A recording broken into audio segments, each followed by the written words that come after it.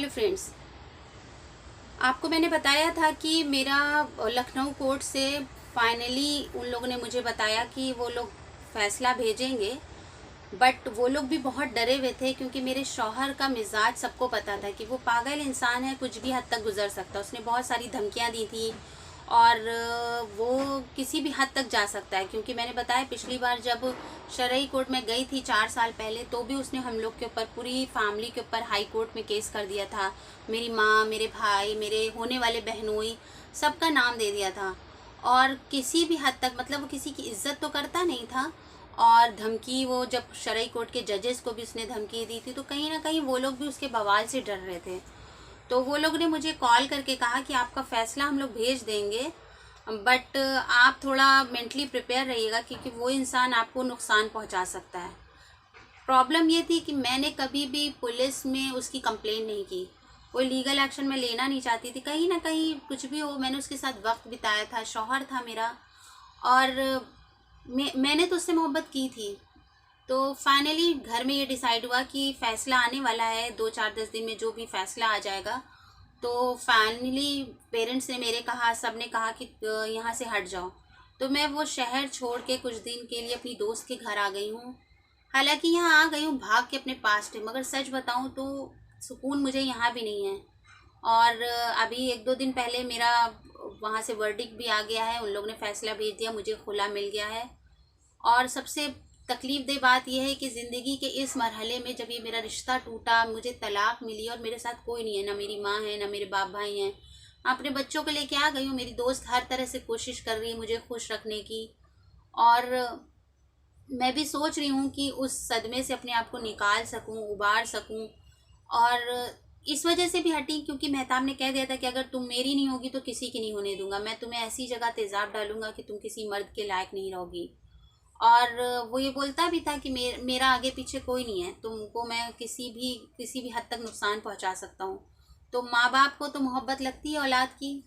तो मैं अभी यहाँ आ गई हूँ और बहुत हद तक कोशिश कर रही हूँ अपने आप को नॉर्मल करने के लिए। आपसे भी रिक्वेस्ट है कि प्लीज़ मुझे मोटिवेट करिए कमेंट में करके और मेरी वीडियो को शेयर करके, ताकि जो लड़कियाँ इस बदतर जहनी अजियत से गुज़र रही हैं, उन सबको कहीं ना कहीं कोई सहारा मिले कि ज़िंदगी जीने से जी जाती है। मैंने 10 साल अपनी ज़िंदगी के सिर्फ बर्बाद किए हैं, मैंने सिर्फ अजियतों को सहा। मैं भूल गई थी कि मैं पढ़ी लिखी हूँ, मैं जॉब कर सकती हूँ, मुझे भी हक़ है तैयार होने का।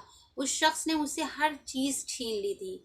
मैं भूल गई थी कि श्रृंगार करने का भी हक मुझको मिला है। मैं कहीं जाती नहीं थी, मैंने महीनों सालों अपने आप को कैद कर लिया था। किसी खाला के घर, किसी रिश्तेदार के घर नहीं जाती थी कि हर जगह सवाल होंगे, मौसम, सब जगह से मैंने अपने आप को कट ऑफ कर लिया था। मेरे बच्चे रोते थे, माँ हम लोग कहीं नहीं जाते, माँ सब लोग घूमने जाते हैं। तो अपने बच्चों की खातिर मैं फिर से जीना चाहती हूँ, और इसके लिए मुझे आप सबके सपोर्ट की ज़रूरत है, क्योंकि कहीं ना कहीं मैं बहुत अकेली हूँ। मैं अपना गम किसी से नहीं बता सकती। माँ को बताऊँगी तो वो हार्ट पेशेंट है, बाप सुन देंगे तो तकलीफ़ होगी, किससे कहूँ कि मैं ये तलाक लेकर भी खुश नहीं हूँ। मगर उस रिश्ते से घुटन तो हो रही थी, उसमें मेरे बच्चों की जान को ख़तरा था, रोज़ गाली गलौज का माहौल मिल रहा था। और यहाँ आकर पहली बार मेरी बेटी ने बहुत कुछ अपने ज़ुबान से निकाला है, यानी कि वो 5 साल की हो गई है और अब उसने मुझे ऐसी ऐसी बातें बताई। वो बच्चा दबा हुआ था, वो अपनी फीलिंग्स को शेयर नहीं करता था। जब यहाँ वो आई, मुझे रोता देखा, मेरी तकलीफ़ों को देखा, तो एक दिन ऐसे ही वो बहुत कुछ बोल गई। उसका वीडियो मैं शेयर करूँगी, आप लोग को उससे इंट्रोड्यूस भी कराऊँगी। तो प्लीज़ मेरे चैनल को लाइक कीजिएगा, सब्सक्राइब कीजिएगा और मुझे हिम्मत दीजिएगा कि ऐसे इंसान के मोहब्बत से मैं निकल सकूं, जिस इंसान ने मेरी ज़िंदगी तबाह बर्बाद कर दी, सब कुछ छीन लिया। अब मुझे नहीं पता मैं अपने बच्चे कैसे पालूंगी, मैं कैसे जॉब करूंगी, मैं कैसे खर्च उठाऊंगी, कहाँ से बच्चों की फ़ीस लाऊंगी, क्योंकि अब मैं माँ नहीं रह गई, अब मैं बाप बन चुकी हूँ। और बाप बनना मुश्किल होता है, मगर जब आपको 2 जॉब एक साथ मिल जाएं, यानी कि माँ और बाप दोनों का काम मुझे करना है, उसके लिए मुझे कहीं ना कहीं हिम्मत की ज़रूरत है। मैं बिल्कुल टूटी हुई, बिखरी हुई हूँ, मुझे कुछ रास्ते नहीं दिखते हैं, मुझे नहीं पता मैं कहाँ से अपने बच्चों की फ़ीस लाऊंगी। घर वाले मेरे करते हैं बिल्कुल, बेशक 9 साल से 10 साल से मेरे बच्चों का खर्च वही उठा रहे हैं, मेरा खर्च वही उठा रहे हैं, मगर अब मुझे ये भीख मांगना नहीं पसंद आता है।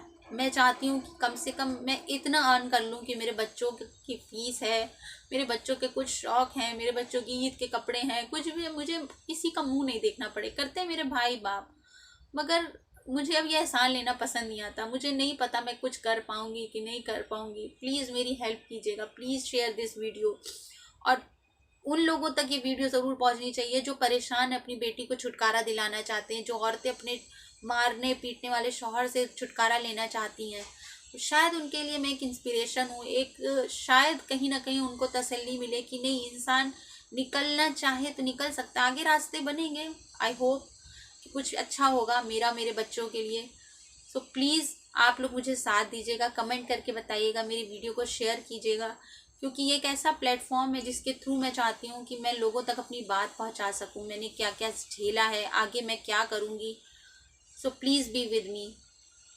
Take care and bye.